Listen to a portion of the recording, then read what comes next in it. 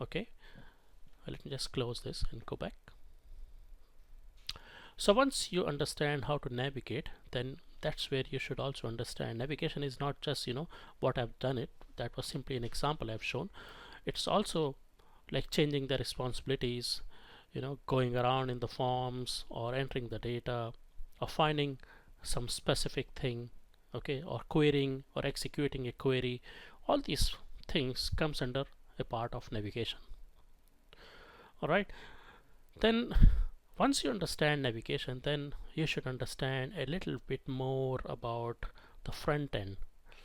Now front end is something like a back end and a front end. Front end is something like what you can see or what users can see when they access Oracle applications. As an example, what I've just done it, this is what is nothing but front end. So if I open a form, say defining a menu, the form is nothing but a front end. But if I say, if I enter some data and save it, it's going to the database, right? I can't see the database, so that's what you call it as a backend. So having said that, you need to understand all about the front end. Okay, so what I've just explained you, it could be a part of navigation, but it's more than a navigation. So you should understand a little bit more about front end, say how you go about switching the responsibilities like this. Okay, so anyway, once you have an understanding of the front end, then the next thing you should do it is you should understand the basics of a transaction cycle.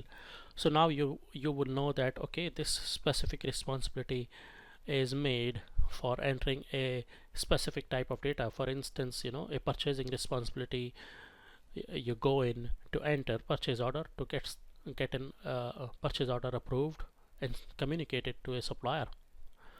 So the functionality of a specific responsibility. So once you understand that, as a next step you should understand a complete basic transaction cycle. What I mean by this is, now that you know how to navigate in Oracle applications, now that you know how to switch responsibilities or a little more about the responsibilities, you should perform a transaction in Oracle applications. A transaction could be, as I was giving just an example of PO, wherein say you should go to a purchasing responsibility, enter a purchase order, get the purchase order approved, send it to the supplier, and then when supplier sends a shipment, you try to complete that receiving the shipment, and then when supplier sends you an invoice, then you enter the invoice and pay it to the supplier. So this is like a transaction cycle. If you do that transaction cycle in Oracle applications, that's what is the first thing that will really open your eyes in understanding how Oracle application works. Okay, so instead of learning how to actually set up Oracle application, the first step should be to learn a transaction cycle. Alright, I will elaborate that a little more in detail when we understand business processes flows in Oracle applications, but that's what I meant by transaction cycle. So you should do a transaction cycle hands-on, potentially taking the help of someone, or potentially taking the help of a course like a course that we teach with ACL.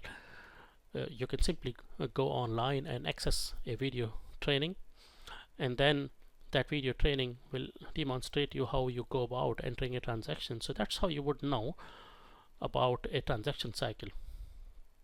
Alright, so once you understand the transaction cycle, the next step that you should do it is by to understand the business process flows in Oracle e-business suite.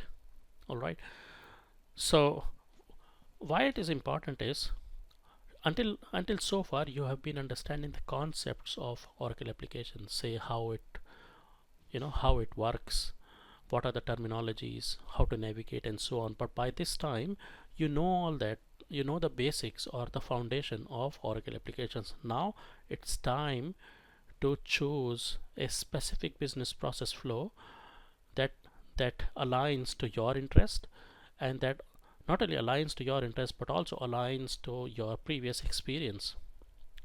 A previous example as I was taking was an example of a payables manager. So a functional finance or payables manager have got a finance experience, so by this time he has learned how to go about navigating in Oracle applications. The terminology is the basic foundation, but now the next step is he want to learn financials.